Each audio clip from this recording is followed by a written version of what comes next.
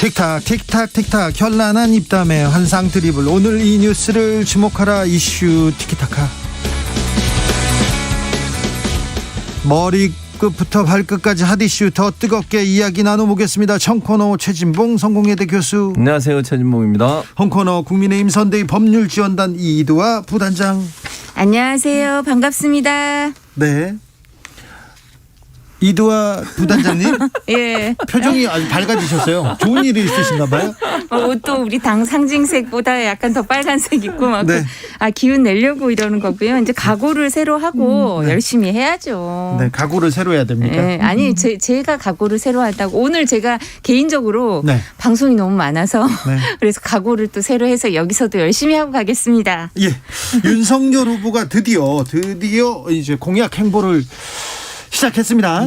네, 임대료 나눔제 공약. 이거 좋은 생각이다 이렇게 얘기하는 사람들이 좀 있어요. 임대료 나눔제 공약은 이제 뭐 교수님도 잘 아실 텐데 미국에서라든가 이런 PPP 이런 거에서 이제 아이디어를 얻은 면이 있고요. 기본적으로 이런 생각을 해보는 것 같아요. 코로나 때문에 폐업을 하거나 코로나 때문에 해고되는 사람을 좀 줄어들게 해야 된다. 이런 생각이 기본적으로 있는 것 같고요. 이제 코로나 상황이 미국이나 유럽이 처음에 좀 더 심각했었죠. 셧다운이 되기도 하고 그러면서 거기서 자영업자들한테 어떤 대책을 마련하는지 그리고 그중에서도 성공한 대책이 있고 실패한 대책이 있잖아요. 솔직히 그죠. 그래서 그런 부분을 볼 때 이제 사실 이 경제가 선순환이 되려면 고용이 유지가 되고 그죠. 폐업을 하지 않고 자영업이 유지가 되게 해줘야 되니까 그런 부분에서 가장 큰 고정 비용인 자영업자들한테 이 부분 임대료 문제 네. 그다음에 인건비 문제 이런 고정 비용에 대해서 유럽이나 미국에서도 고민을 해서 정책을 내세웠었고요. 우리도 그래서 이 부분 임대료에 대해서 나눔제 공약이라 그래서 3분의 1씩 임차인도 부담 임대료도 부담 국가가 부담해 주는데 임대료 부담에서 임대인 중에 생계형 임대업자는 또 제외합니다. 자, 오늘도 풀메이크업 최준봉 교수님 어떻게 이 공약 보십니까? 좋아요, 저는. 좋아요? 그러니까 예를 들면 임대인들을 보호하기 위해서.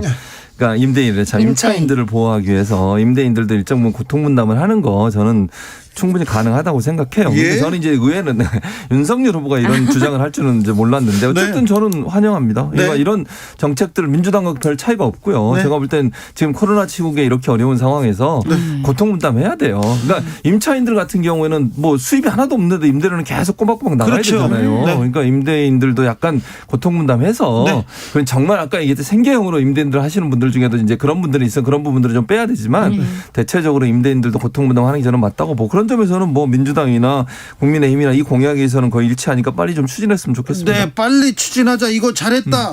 최진봉 교수님도 칭찬합니다. 그런데 국민의힘 일부에서 홍준표 의원 이거 사회주의 공약이다 이렇게 얘기하던데. 사실 이런 부분에 대해서 이제 후보는 양극화 해소, 그다음에 공정경제, 약자와의 동행을 계속해서 주장해 왔어요. 그래서 후보 직속위원회가 약자와 동행위원회가 있었고 후보가 위원장을 했었어요. 유일하게. 그런 데가 그러다가 있었습니까? 예.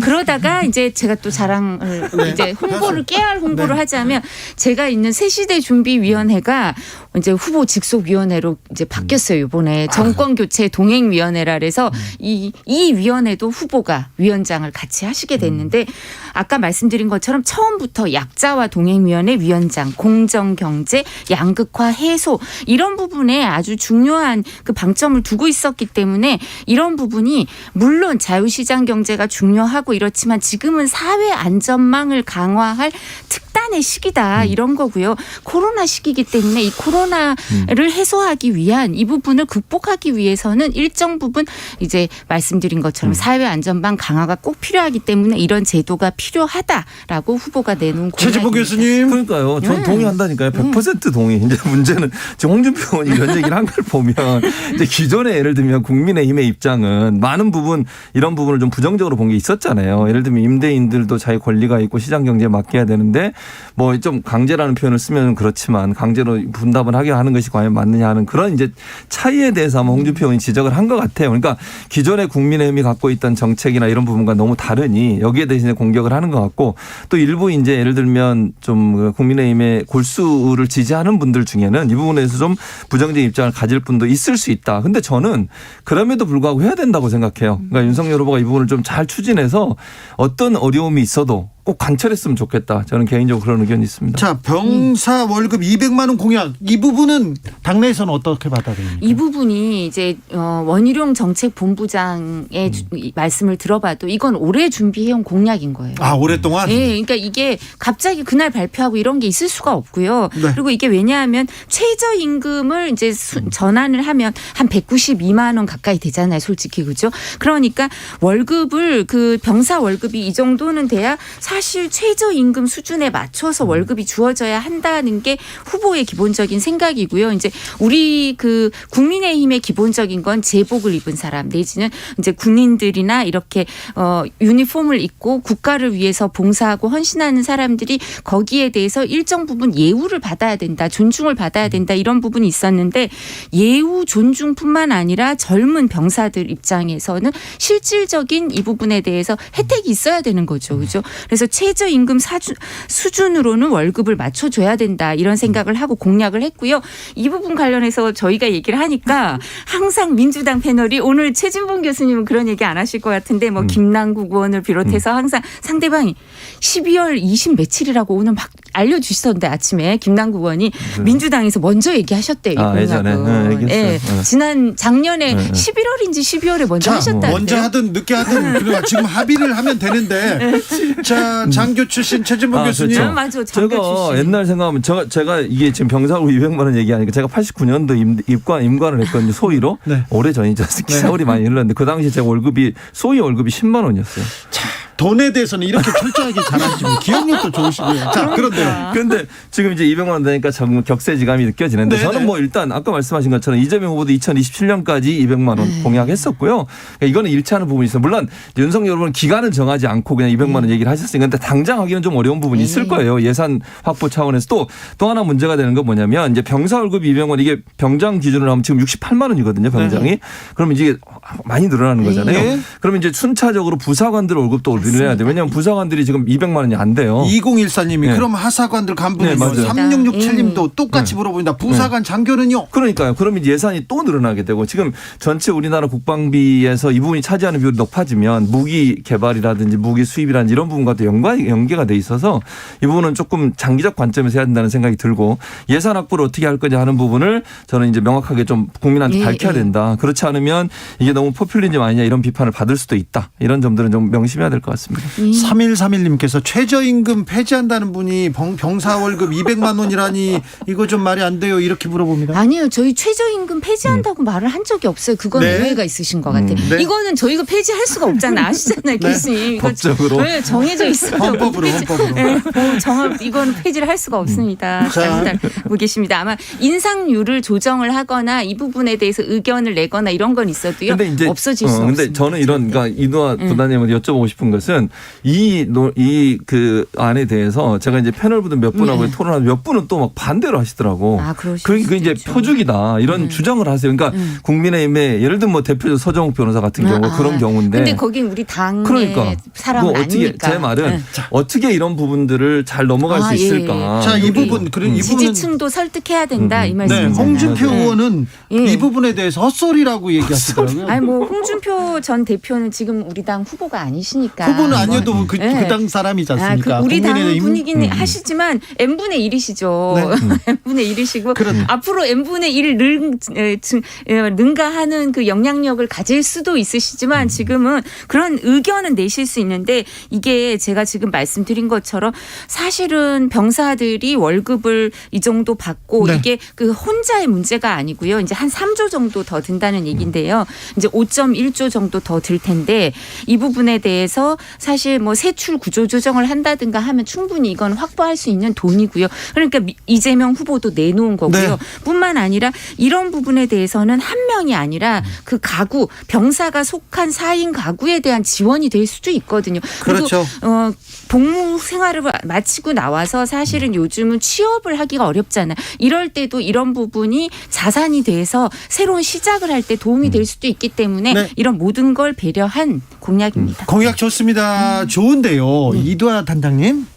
그런데요, 윤석열 후보가 최근에 계속해서 이대남한테만 이렇게 계속 공약을 던지는 것 같지 않습니까? 오늘도 게임 관련된 얘기를 많이 하셨는데 20대, 30대 여성은 좀 소외됐다 이렇게 생각할 수도 있던데요. 아니 저희가 이 부분에 대해서도 사실은 부모 급여 같은 것도 말씀을 드렸고 저출산 문제 때문에 네. 계속 이런 공약은 말씀을 드리는데 이게 아마 그 부분 때문인 것 같아요. 후보의 페이스북에 7자 메시지로 나가는 게 주로 이제 병사 월급 200만 원 공약, 그다음에 이런 부분이어서 이 부분이 간단 명료한 메시지로 나가니까 이 공약만 눈에 이렇게 주목도가 높아지셨죠. 근데 이게 아니라 공약 발표도 많이 해요. 보도자료로. 그럼 많이 하는데 보육, 육아, 뭐 또 그다음에 저출산 문제 이런 걸 다 했는데도 이 7자 메시지가 너무 간단 명료하고 이게 주목도가 높으니까 다른 공약에 대한 집중이 좀 떨어지는 거기다 느낌이 김건희 씨 또 있습니다. 인터뷰했기 때문에 또. 그거는 나와봐야 아는 거지. 그러니까요. 그거하고 이게 무슨 상관입니까? 공약하고? 아니 그러니까 이게 공약을 들어야 되는데 네. 공약을 봐야 되는 공약에 집중해야 되는데 약간 흩어지는 것도 있습니다.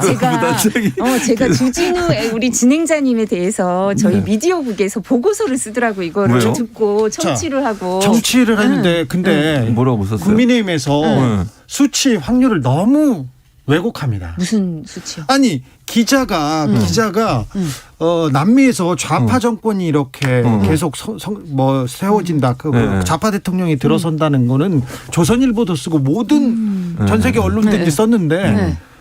그 얘기를 전한 기자를 좌파라고 하고요.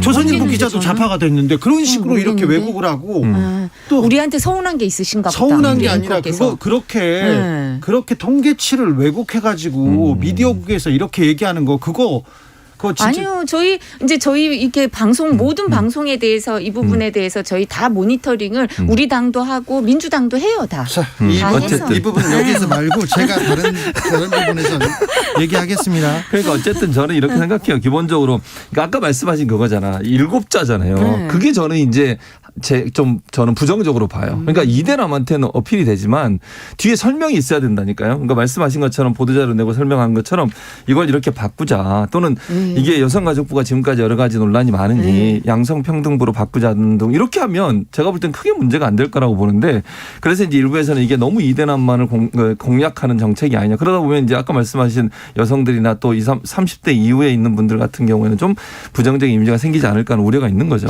그런데 이 부분에 대해서 제가 아까 말씀드렸지만 그 7자 메시지로 나간 공약은 공약 중에 일부고요. 나머지는 보도자료로 자세히 나가는데 이 7자에 대해서 너무 주목도가 높았다. 임팩트가 크니까요. 우리가 왜 7자로 했냐면 그 젊은 사람들한테는 이렇게 임팩트가 있게 간단 명료한 메시지라야 이게 의사소통이 잘 된다. 전달이 잘 된다고 해서 그렇게 했던 건데 임팩트는 센데 너무 주목도가 높은 주목도가 거예요. 높은데 그 이후에 좀 설명이 조금 부족하다. 저희가 설명은 했어요. 보도자료도 많이 나갔고 보도자료로. 그리고 또 제가 말씀을 하나 드리자면 이 모니터링을 말씀을 드리면서 설명을 오해를 하신 것 같은데 이 KBS 주진우 이 방송이 되게 시청률이 높다고 얘기를 해주더라고요. 미디어국에서. 그래서 네. 그 말씀 해드리려고 그래서 전 잘 몰랐는데. 근데 너무 근데 그 중립적이에요. 좌파 이게. 이런 거는 말씀하신 건 전 전혀 들은 게 없어요. 그 저도 당에서. 알겠습니다. 네. 예. 아무튼 오해가 있으신 것 같아요. 국민의힘에서 아니야 지금 제가 발언권을 주려고 했는데 국민의힘 관계자가 열심히 설명했는데 후보자가 조금 설명을 했으면 네. 하는 그런 좀 아쉬움이 생각 있는 아쉬움이 거죠. 어제 있고요. 그리고 그 할아버지 공장에서 그리고 네. 또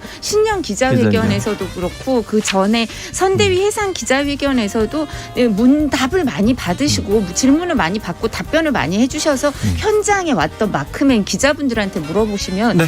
질문하고 답변 많이 받았다고 얘기해 자 주시거든요. 질문 답변 많이 받았다 여기까지 듣고요. 토론 얘기로는 잠시 후에 6시 2부에서 이어가겠습니다. 이두와 최진봉 두 분과 6시에 더 뜨거운 토론이 예정돼 있습니다.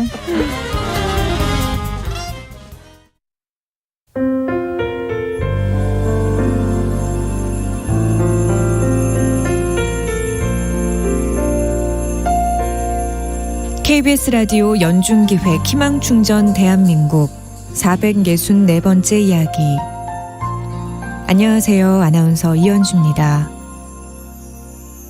해가 중천에 뜬 아침에도 지율이네 집은 여전히 어둠과 적막이 가득합니다. 햇빛이 들어오는 집에서는 한 번도 살아본 적이 없는 지율이. 부모님의 소원은 단 하나뿐입니다. 올해 초등학생이 되는 지율이에게 햇살이 내리쬐는 창문이 있는 방을 선물하는 것. 하지만 청각장애 1급의 지율이 부모님에겐 이사는 그저 꿈 같은 일입니다. 또 최근에는 지율이 엄마가 심장 수술을 받게 되면서 온 가족이 모두 좌절의 늪에 빠졌는데요. 언어 치료를 받고 있는 지율이의 정부 지원이 곧 끝난다는 소식까지 들려오면서 가족들은 한없이 무너지고 있습니다. 끝이 보이지 않는 어둠을 지나고 있는 지율이네 가족에게 여러분이 한 줄기 빛이 돼주세요. 여러분의 따뜻한 손길이 희망의 빛이 됩니다.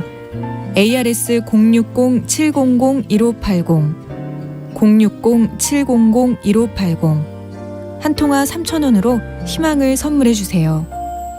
KBS 라디오 연중기획 희망충전 대한민국은 초록우산 어린이재단, 인탑스 주식회사 그리고 청취자 여러분과 함께합니다. ARS 060-700-1580 한 통화 3,000원입니다.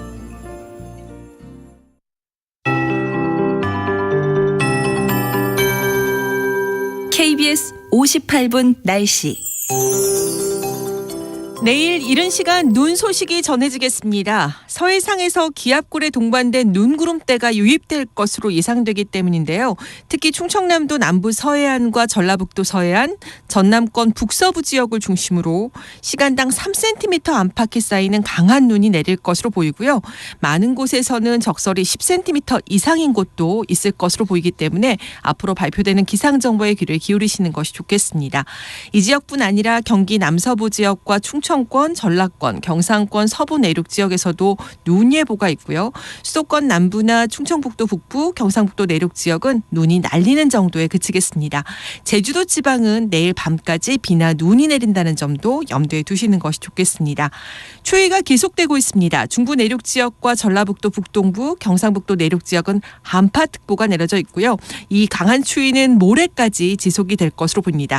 특히 경기 북부나 강원도 내륙 산지는 아침 기온이 영하 15도 안팎까지 떨어지는 곳도 있겠습니다. 내일 아침 최저 기온은 서울 영하 9도를 비롯해 전국은 영하 13도에서 영하 1도 사이가 되겠고 낮 최고 기온은 서울 영상 4도를 비롯해 영하 4도를 비롯해 전국은 영하 5도에서 영상 4도 사이가 예상됩니다. 미세먼지 상황은 나쁘지 않겠습니다. 지금 서울 기온은 영하 5.1도입니다. 윤지수입니다.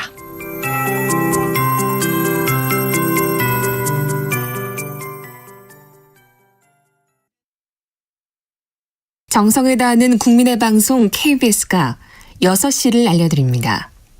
AM 711kHz, FM 97.3MHz, KBS 1라디오입니다. HLKA.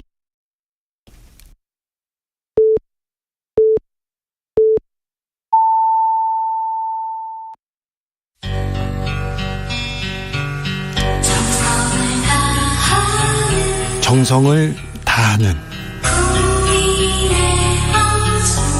국민의 방송 KBS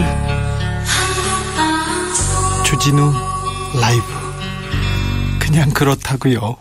주진우 라이브 함께하고 계십니다. 지역에 따라 2부에 합류하시는 분들 계시죠? 어서 오십시오. 잘 오셨습니다. 자리 잡으시고요. 7시까지 함께해 주십시오. 라디오 정보센터 다녀오겠습니다. 조진주 씨. 오는 16일 현행 사회적 거리두기가 종료됨에 따라 당국은 거리두기 연장 및 조정 여부를 오는 14일 확정할 예정입니다. 민주당 이재명 대선 후보의 변호사비 대납 의혹 최초 제보자인 이모 씨가 숨진 채 발견된 데 대해 야당은 오싹하고 섬뜩하다며 신속한 진상 규명을 촉구했고, 민주당은 이 후보와 고인은 아무런 관계가 없다면서 억지 주장이라고 반박했습니다. 국민의힘이 윤석열 대선 후보의 배우자인 김건희 씨와 통화한 뒤 녹음 파일을 다른 매체에 전달한 유튜브 채널 서울의 소리 소속 이모 기자를 공직선거법 위반과 통신비밀보호법 위반 혐의로 검찰에 고발했습니다. 민주당과 국민의힘이 대선 후보 TV토론 논의를 본격화했습니다. 양당은 3대3 실무협상단을 만들어 내일 오후 3시에 만나 추후 일정을 논의합니다. 경찰이 오스템 임플란트 횡령 금괴 100kg을 추가로 찾아 680억 원어치 금괴를 모두 회수했습니다. 경찰은 직원 이 씨가 횡령한 회사 돈 대부분을 주식에 투자해 761억 원의 투자 손실을 입었다고 설명했습니다. 지금까지 라디오 정보센터 뉴스였습니다. 이슈 티키타카 최진봉 이두아 두 분과 함께하고 계십니다. 제리 김님 최진봉의 즐거운 하루 이렇게 얘기하는데 최진봉 교수님은 네. 즐거운 게 아니라 또 여성 패널이 나오면 굉장히 약화된다 이런 지적도 많습니다. 네. 2014님 전에 김병민 대변인도 주진우 라이브 나와서 엄청 고생하시던데 이두아 대변인 날 추운데 고생 많으십니다 이렇게. 예, 감사합니다. 네, 저희 정치자들이 이렇게 따뜻합니다. 자, TV 토론은 합니까 이제?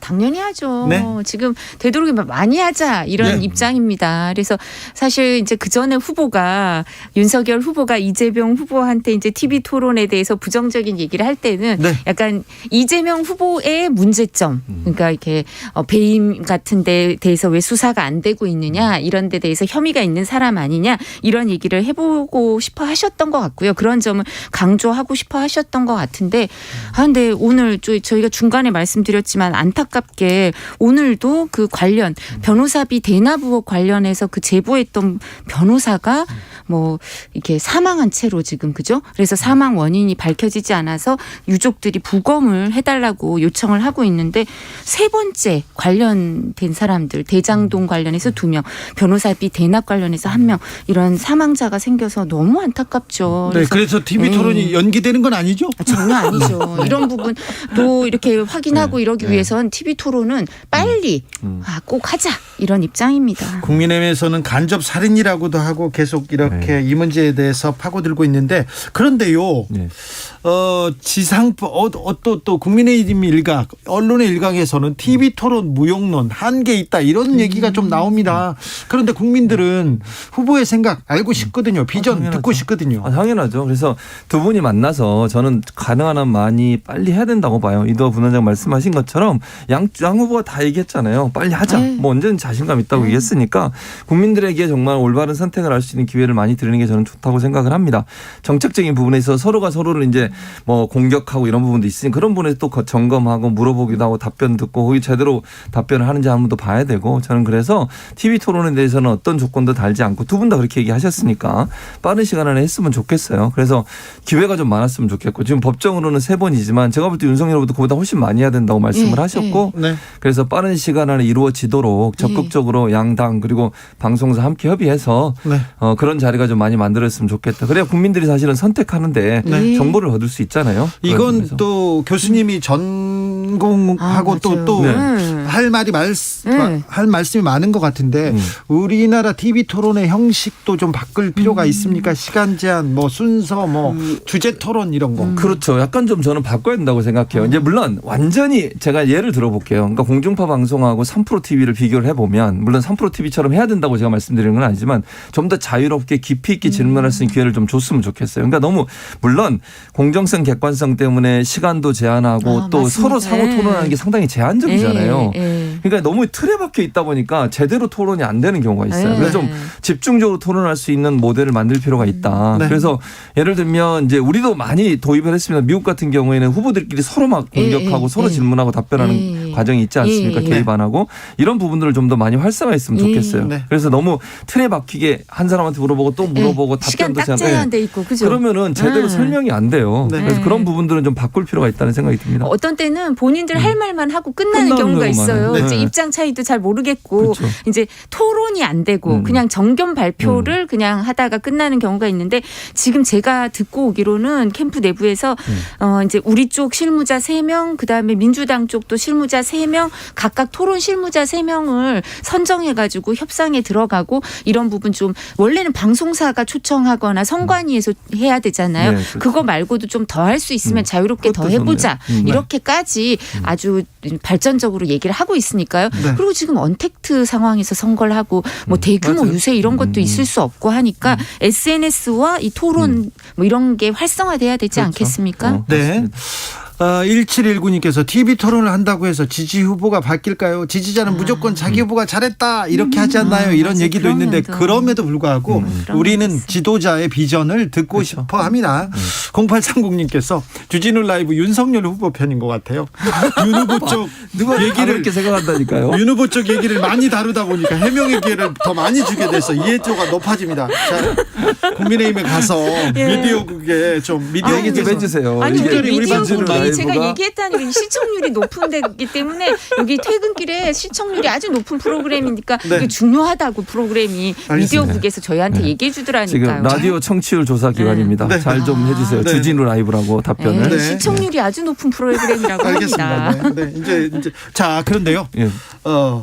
어제 선제 타격 얘기가 윤석열 후보한테서 나왔는데 뭐 전제 조건도 있고 다른 얘기도 있어요. 그런데 지도자가 이렇게 얘기하면 국민이 불안해한다 이런 또 비판은 있습니다. 근데 그 부분은 뭐 우리 앵커께서 지금 진행자께서 말씀하셨지만 전제 조건들이 있고요. 외신 기자가 물을 때 어떻게 물었냐 하면 북한이 이렇게 계속 극초음속 미사일까지 뭐 발사 성공하고 이런 도발을 계속하는데 이거 도대체 어떻게 할 거냐 해결 방법이 있느냐라고 물으니까 거기에 대해서 답을 내놓으시는 상황이었고요.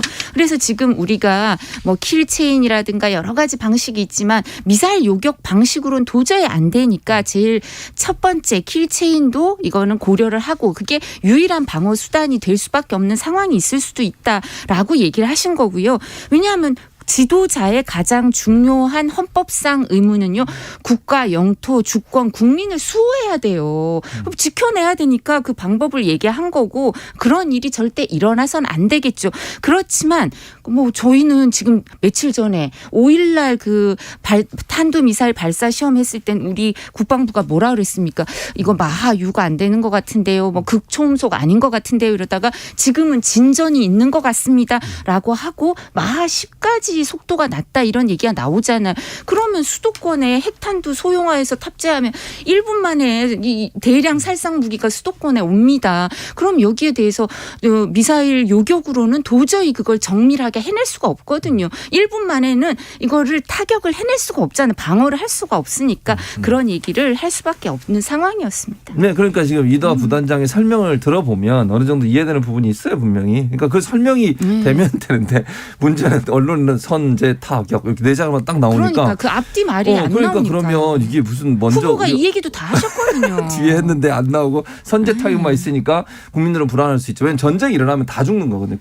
제가 볼 때는 전쟁이 일어나면 어느 한쪽이 이기고 지고 이런 문제보다는 국민들이 엄청난 피해를 당하는 전쟁을 어쨌든 막아야 되고 가능한 한 억제할 수 있는 부분을 해야 된다.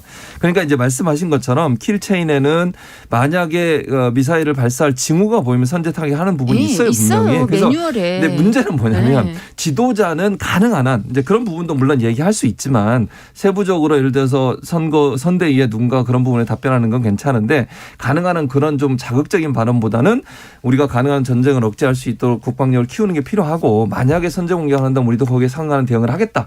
이 정도로 좀 부드럽게 얘기했으면 됐는데 이제 발언이 선제 타격 이렇게 되다 보니까 이게 논란이 되는 것 같아요. 조혜숙님께서 윤 후보님 SNS 스타를 꿈꾸시는 거 아니죠? 언어가 너무 자극적이고 화제성을 쫓는 듯합니다. 조혜숙님은 저기 국민의힘에도 애정이 있습니다. 그 국가에 애정이 많은 분이신데 이렇게 얘기하는 건 조금 우리가 전달해야 말씀을 될 이제 것 유념을 같습니다. 해야 된다 이 말씀이고요. 저희가 그래서 이런 부분은 그때 이제 질문에 대한 답변 과정이어서 이런 답변을 할 수밖에 없지 않았나 싶고요. 저희가 이 부분에 대해서 이제 미사일 발사나 이 부분에 대해서 이렇게 경각심을 갖고 있거든요. 네. 근데 NSC에서는 한 번도 도발이라고도 못하고 강한 유감 이러고 계시잖아요. 그러니까 이 부분도 문제가 심각하고요. 유엔 안보리 그 결의사항을 위반한 게 맞아요. 저렇게 탄도미사일 쏘고 이러는 거 그런 걸 지적해야 되는데 그 부분에 대한 지적은 이루어지지 않고요. 제가 꼭 말씀드리고 싶은 게 DJ 정부 때 미사일 발사를 처음 했죠. 그죠? 북한에서. 그러고 나서 모든 정부 합한 거보다 문재인 정부에 들어와서 5년 동안 미사일 발사 횟수, 기수, 그 미사일 발사 기수가 가장 많아요. 문재인 정부가 제일 많습니까? 네, 그 전에 정부를 다 합한 거보다. 그러니까 정부 이게 나아지질 않지 않나요, 북한이? 그러니까 이런 부분까지 모든 걸 다 고려할 수밖에 없죠. 매뉴얼에도 있는 상황까지. 1차적으로 지금 말씀하신 것처럼 저는 기본적으로 북한이 미사일 발사하는 거 반대하고요. 네. 저는 그건 도발이라고 생각해요. 규탄합니다. 그렇죠. 규탄은 당연히. 근데 이제 미사일 발사가 북한이 하는 거는 물론 우리를 자극하는 부분도 있지만 사실은 미국을 대상으로 하는 경우가 근데 많아요. 이 경우는 700km밖에 안 되니까 그러니까 우리 예를 문제죠. 들면, 예를 들어 탄도미사일이라고 하는 것도 사실은 미국까지 날아갈 수 있는 성능을 개발해서 이제 그걸 실험할 때는 700km를 가지만 네. 멀리는 장거리로 가면 미국까지 타격이 되거든요. 그러니까 자기들을 제재하고 있는 미국에 대한 메시지가 강한데 어쨌든 저는 현 정부도 그런 미사일 도발에 대해서는 아주 강력하게 대응하고 있다고 생각을 해요. 그리고 그런 부분들을 용납할 수가 없죠. 저는 용납할 수 없고 만약에 북한이 어떤 형태로든 도발의 징후가 보이면 우리는 당연히 거기에 대응해야 되고 상응하는 조치를 취해야 된다고 저는 봐요. 현 정부도 크게 다르지 않을 거라고 봅니다. 8891님께서 윤 후보 선제 공격하면 대변인들 후 변론한다라고 애쓰십니다. 이렇게 얘기하십니다. 자, 그리고요. 이거 하나 물어볼게요. 윤석열 후보가 55초 짧은 영상 공약을 지금 공격 포인트로 삼기 시작했습니다. 그러면서 KBS가 몇 년 동안 5년 동안 사극 한 번도 안 만든 게 말이 돼? 그러면서 공약을 내놨습니다. 공영방송 KBS 사극 의무 제작. 요 공약은 어떻게 보세요? 저희도 아직 그거는 처음 확인 저도 못하고 처음 봤어요? 있는데 네. 그럼 아마 지나갈게요. 좀 전에 나온 네. 것 같아요. 그죠? 네. 네, 좀 지나갈게요. 전에 그런 나온 걸 것 얘기했죠. 같아요. 그러면 또 변호사니까 또 네, 다른 네. 질문도 해야지. 네. 근데 저는 개인적으로는 제가 변호사님한테 사극 막 얘기부터 물어보고 싶어요. 하면 네. 사극 얘기 잠깐 하면 저는 사극을 좋아해서 그리고 네. 대하 사극은 공영방송이 아니면 찍기가 어렵잖아요. KBS에서 지금 하고 있습니다. 네, 하고 태종 있어요. 이방원 네, 하고 있는 하고 거 저 있어요. 봐요. 네, 태종 그래요? 이방원. 네, 그래서 저는 좀 했으면 좋겠어요. 알겠습니다. 개인적인 거고 이거 개인적인. 공약은 제가 그러니까. 아직까지 확인을 못 해봐서 확인하고 네. 말씀드리겠습니다. 자, 정영원님께서 KBS는 해외 뉴스도 많이 다뤄야 된다고 윤석열 교표에서 의견 공약을 내놨습니다. 주진우 라이브도 해외 소식 많이 다뤄야 됩니다. 일부 뭐 인정, 네, 열심히 노력하겠습니다만 몇 퍼센트 이걸 가이드라인을 줄 건가는 좀 생각해 볼게요. 하나만 더 물어볼게요. 예. 국민의힘에서 김건희 통화 방송하면 법적 조치하겠다. 이거 기획된 정치 공작이다 이렇게 논평이 나왔던데 예. 그런데 기자가 누가 통화를 하고 그거를 공개하면 이게 법적으로 걸립니까? 근데 이 부분은 촬영 기자분이요. 네. 인터뷰가 아니고 사적인 대화라고 얘기를 하고 한 거기 때문에 문제가 돼요. 그러니까 인터뷰라고 하면서 취재 목적이라고 말씀을 하신 게 아니라 조언을 주고받는다. 사적인 관계에서 나오는 얘기다라고 돼 있기 때문에 이 부분은 문제 삼는 거예요. 기자가 누구 촬영 기자분이시라니까요. 그래요? 취재 기자가 기자분이, 누구를 팬 만나- 기자분이 아니셔요. 누구를 만날 때 네. 이거 저 기사 안 쓸게요 해놓고 막 팬 쓰는 기자분이 사람들 아니시라니까요. 그래요? 이분이 확인해 보세요. 팬 기자분이 그럼 아니셔요. 법적으로 문제가 되는 겁니까? 이거는 팬 기자분이 아니시니까 취재 목적이 아니고 개인적인 통화였을 경우에는 네. 헌법상의 문제가 좀 생겨요. 언론 전문가 최지봉 교수님. 그러니까 기자는 이제 말씀하신 것처럼 팬 기자, 촬영 기자를 나누시는데 기본적으로 이제 팬 기자든 촬영 기자든 기자의 역할을 하는 거니까 기자로서의 어떤 역할은 구분이 없다고 저는 봐요. 일반적으로. 그리고 이제 말씀하신 것처럼 이게 통화가 개인적으로 두 사람이 한 거를 공개한 거기 때문에 이게 법적인 처벌이 될까 저는 의문이라는 생각이 들고요. 이거는 이제 공익적 목적이 맞다고 하면 예를 들어서 그분이 공개를 할 수는 있다고 봐요. 뭐 할지 안 할지 모르겠습니다만 그랬을 경우 이게 법적인 처벌까지 갈 가능성은 저는 개인적으로 낮다고 보는데 물론 변호사시니까 저보다는 법적 지식이 뛰어나시니 거기에 대해서 말씀을 하실 수 있겠지만 그리고 이제 이게 예를 들어서 정말 이분이 어쨌든 대통령 후보에 부인되시는 분이고 이분이 만약에 정말 우리가 상식적으로 얘기할 수 있는 그러니까 이해할 수 있는 범위 이상의 말씀을 하신 부분이 있다고 하면 사적인 뭐 예를 들어서 개인적인 사생활의 문제가 아니라 발언 내용 중에 혹시나 이분이 영무인 되셔서 활동하시는데 상당히 부적절한 발언을 하신 게 있다면 국민의 알 권리 차원에서 기자들은 공개할 수 있다고 저는 봅니다. 근데 이 부분은 이제 이렇게 사적인 대화 이걸 사적이라고 완전히 전제하고 통화를 한 경우에는요. 상대방의 동의를 얻지 않으면 문제가 생길 수밖에 없어요. 법적인 문제가 생길 수밖에 없고요. 그리고 이런 경우에도 너무 내밀한 사생활이 포함되어 있는 경우에는 그건 진짜 후보자 비방이나 사생활 보호에 위반될 뿐만 아니라 명예훼손의 문제가 생길 수 있어. 말씀하신 것처럼 공적인 부분이 들어가 있어서 검증에 필요한 그런 게 아니라 너무 사생활적인 거일 경우에는 이제 정보통신망법이나 아니면 그냥 명예훼손이나 이런 여러 가지 법률적인 문제가 생길 수밖에 없습니다. 그리고 사실은 개인적인 조언을 구한 건데 그리고 개인적인 걸 전제로 했다면 그 우선은 개인적인 신뢰가 완전히 무너져서 이렇게 정말 이렇게 윤리적인 문제도 생기는 거죠. 기자는 믿으면 안 돼요. 기자는 항상 네. 저는 기자하고 통화할 때 녹음된다고 전제를 해요. 항상. 왜냐하면 네. 기자들은 대부분 다 녹음을 교수님은 해요. 벌써 이제 네. 베테랑이 되신 거죠. 정치권에서 사회생활을 많이 하시고 이런 거고 아니, 그렇지 않은 그래서. 분들은 네. 그러니까. 그걸 잘 모르실 수 있죠. 그럴 수 알겠습니다. 있죠. 자신의 순수한 마음을 네. 역지사지해서